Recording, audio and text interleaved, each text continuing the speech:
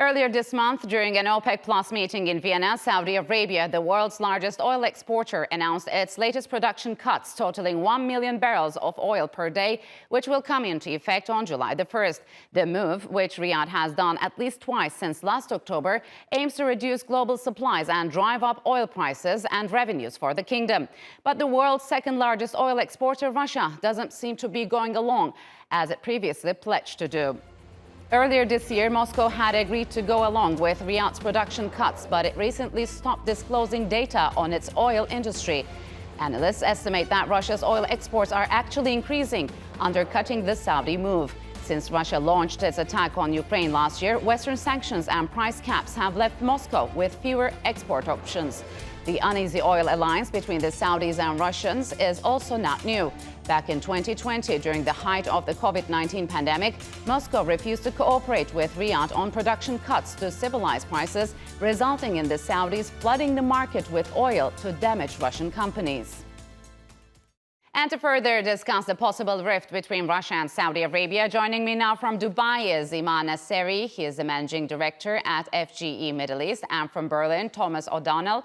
He's a global fellow at the Wilson Center. Gentlemen, welcome to Straight Talk. It's good to have you on the program. Iman, let me begin with you. As we all know, Saudi Arabia announced on June the 10th that it would cut oil production by 1 million barrels per day, starting from July. What's the reason behind this Saudi decision? Well, as you know, Saudi decision was a unilateral voluntary cut beyond what was agreed in the OPEC Plus and also beyond what was earlier this year agreed among 9 countries for voluntary cut. So this was seen as their kind of intentional cut to manage their market. I don't think it was a consensus among OPEC that cut was needed. Many people are seeing this as Saudi's basically efforts to first manage their market in terms of their buying appetite, but also basically have their influence on prices as well. So, Thomas, what do you think? Why is Saudi Arabia planning to cut oil production starting next month? Is there any significance to that month? Well, the fact that they've delayed it and they haven't done it already, they get some of the impact ahead of time. The market starts pricing it in right away. But I wouldn't put too much significance on that. You know, there are differences as to how tight the market will be later in the year. Some people are saying, the market is getting tighter and tighter now. On the other hand, some of the signals from China, as far as the demand that we might expect later in the year, don't look so positive. The Chinese are going to have to maybe have some huge stimulus or something like that, but it doesn't seem to be going that way. So there's indicators both ways. And on the other hand, I should just say, from Nigeria, Angola, it looks like output is pretty steady. You've got Venezuela and Iran are up there where they weren't before. So I think the Saudis have some concerns that they don't want the market oversupplied. In any case, they'll be there, they'll be ready, they'll have this overhang, they'll have this spare capacity to play their role that they've always played, to jump in if demand does get too tight. So months before OPEC Plus, Iman, and Russia had agreed to mutual cuts, we all know that, but the US media report cites analysts that said Russia isn't sticking to that deal and is flooding the market with cheap oil, undercutting Saudi Arabia. Is this likely to add strain to Russia-Saudi Arabia relations?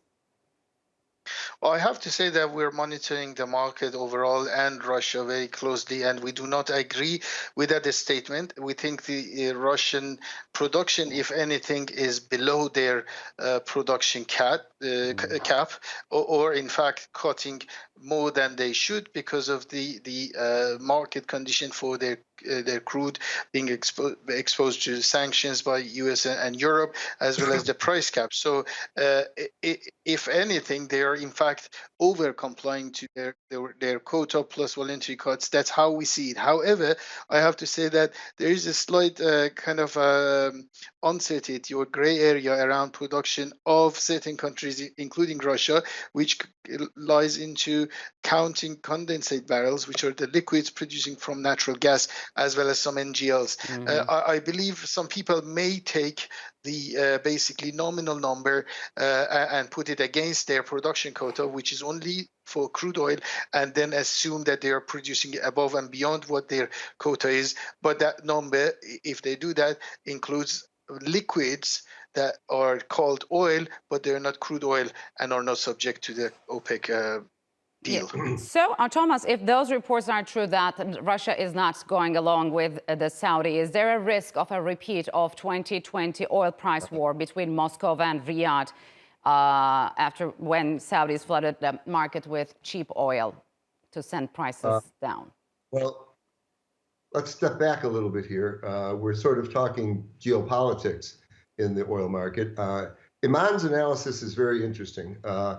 I'll say, citing, say, Bloomberg, there's been consistent reports that Russia seems to be continuing to export, and there seems to be no evidence of them cutting 500,000 barrels as they've promised. There's also other reports that the Saudis have not been pleased with this. Now, stepping back a ways, Russia has lost its European market. It's not going back there. Who's going to take it? Well, there's opportunities for OPEC, for Saudis and the UAE. Now, meanwhile, Russia's got all this extra cheap oil that they're pumping into India and China, and that is Saudi Arabia's market, especially in China. This goes back before, several years ago, it started a tussle between the two of them for the China market. Russia has, for some years now, put more emphasis. So, Saudi Arabia is not going to give that up. They're going to make investments there, refineries and so forth, so that sort of marries their oil in the vertically integrated way.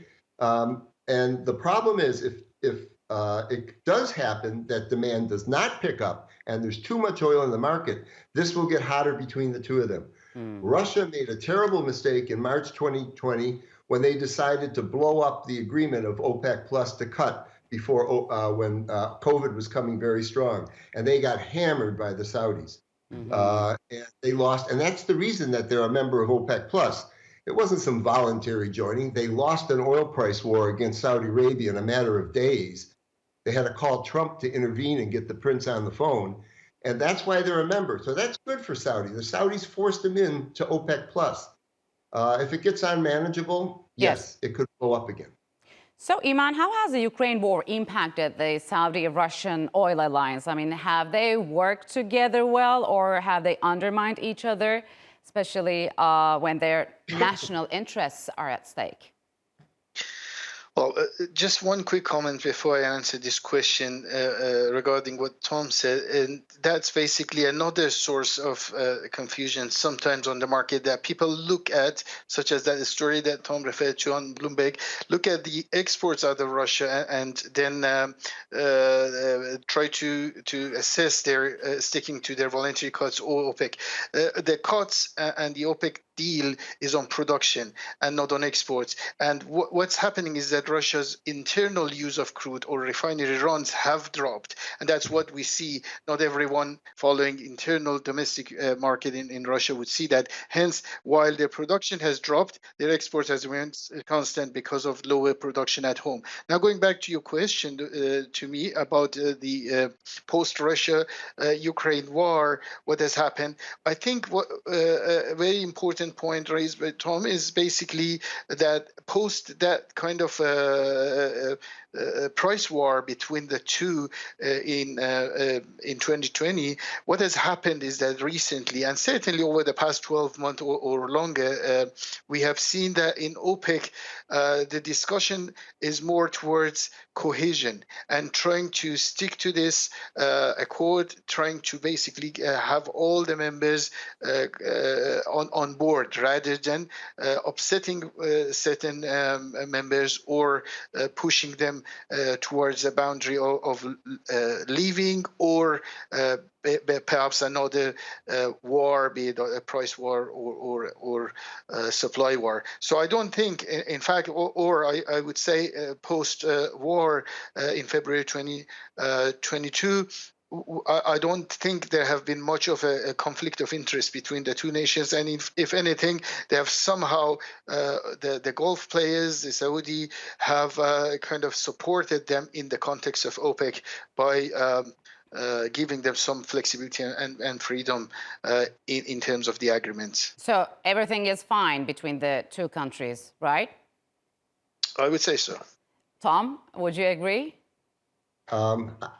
With all due respect, in a sense, yes, but it's market determined. If the market goes tighter later in the year instead of the other direction, well, countries look out for their national interests. And OPEC Plus will make some decisions about cutting what's on the market. And then they're going to, the Saudis are going to tell the Russians, okay, guys, now Russia's got this problem that they only can sell their oil in certain places under a certain price cap. They have to sell it. The problem Russia has now is, unlike last year when there was these spikes in prices due to the crisis, the market is adjusting, and Russia's not doing so well on revenues this year, and they're fighting a war. And so if it does come to a situation where the market is tighter, that's where you're going to get the test at OPEC Plus, and that's where the Saudis are going to have to lay down the rules, I would say, to the Russians and see what happens. So, Iman, where does China stand amid this, let's say, so-called rift, since Russia has been selling most of its oil to Beijing at lower prices? Well, I think China was one of few, not the only winner in this situation, getting discounted Russian barrels, replacing as much as it takes to keep the balance in the market, pretty much solving most of the Russian surplus problem together with India in one way, but also China, we know that have been taking significant amount of Iranian and Venezuelan crude during the sanction period. So they have, in fact, helped OPEC to solve the problem as opposed to exaggerating or helping with the problem, and also have benefited from lower cost of energy at home. So that's the role I would see here, and I believe Saudi and Russia, as the two kind of center powers in this game, have been happy about the role that China has played. So, Thomas, what do you think? Besides China, who is likely to benefit from this disagreement among the members? I mean, let me just riff on that a little bit and say, on the one hand, the Americans did not want to cut off Russia's oil, at least not precipitously, to the market generally. That's why they insisted on this price cap rather than cutting off Russian exports through massive sanctions. They want to keep the oil on the market to keep the price low. Now, at a certain point, that runs up against Saudi and OPEC Plus's interest. And that has to be managed. And that's what we're talking about, that contradiction. At the same time, notice, it's very interesting, Russia has sold this oil overwhelmingly to Russia and China and somewhat to Turkey. And, there's a lot of other places in Southeast Asia and Asia in general that they could have sold this oil. There's infrastructure. It could be taken and people would buy it cheaply. Why not? Well, obviously, who can help them in the war as far as internationally? It's, India and China, the attitudes they take. And so this is very geopolitical on their part. And they won't give it up. If demand starts falling, Saudis will go after them, and it'll get interesting. All right, gentlemen, unfortunately, we'll have to leave it here. Thank you very much for joining me on Straight Talk.